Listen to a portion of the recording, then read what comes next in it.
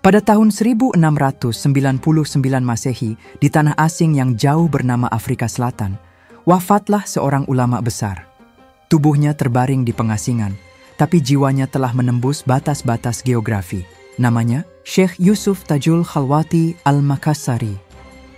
Seorang guru sufi, panglima perang, sekaligus ancaman terbesar VOC Belanda. Inilah kisah lengkap tentang bagaimana seorang anak muda dari Makassar menjadi legenda yang dikenang di dua benua.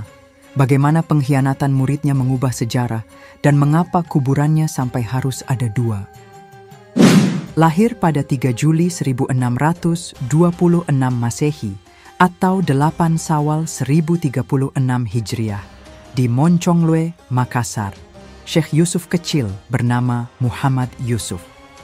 Darah bangsawan mengalir dalam dirinya. Ayahnya adalah seorang bangsawan dari kerajaan Gowa.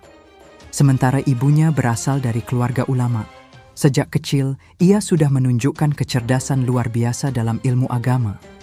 Tapi takdir berkata lain. Tahun 1669 Masehi, Makassar jatuh ke tangan Belanda dan sekutunya.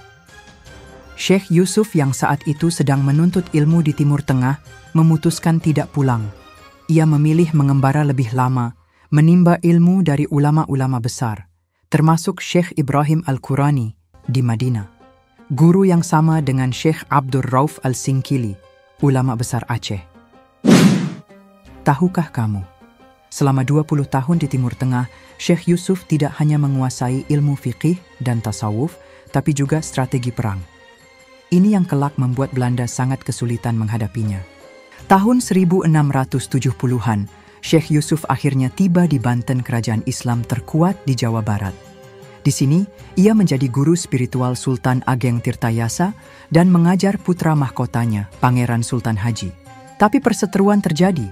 Sultan Haji berkhianat, dengan dukungan VOC, ia merebut tahta dari ayahnya.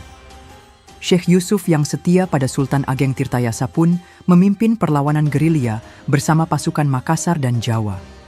Selama setahun, mereka membuat Belanda kewalahan. November 1683, dalam sebuah penyergapan di hutan Jawa Barat, Syekh Yusuf akhirnya tertangkap. Belanda, yang ketakutan dengan pengaruhnya, memutuskan untuk mengasingkannya ke Ceylon, Sri Lanka. Tapi mereka salah kira. Di Sri Lanka, Syekh Yusuf justru membangun jaringan baru. Lewat para pedagang dan jamaah haji yang singgah, ia menyelundupkan surat-surat dan kitabnya kembali ke Nusantara. Karyanya seperti Zubdatul Asrar menjadi panduan perlawanan terhadap Belanda. VOC pun panik. Tahun 1694 Masehi, mereka memutuskan untuk mengasingkannya lebih jauh lagi ke Tanjung Harapan, Afrika Selatan. Sebuah tempat yang saat itu dianggap sebagai ujung dunia. Di Afrika Selatan, Syekh Yusuf ditempatkan di Zandvliet, sekarang bernama Makassar. Meski sudah berusia 68 tahun, semangatnya tak pudar. Ia mengajar para budak muslim asal Nusantara dan Melayu, membangun komunitas bawah tanah, bahkan mendirikan tempat ibadah rahasia. Disinilah keajaiban terjadi. Masyarakat Afrika Selatan, termasuk keturunan budak yang dibawa Belanda, mulai mencintainya.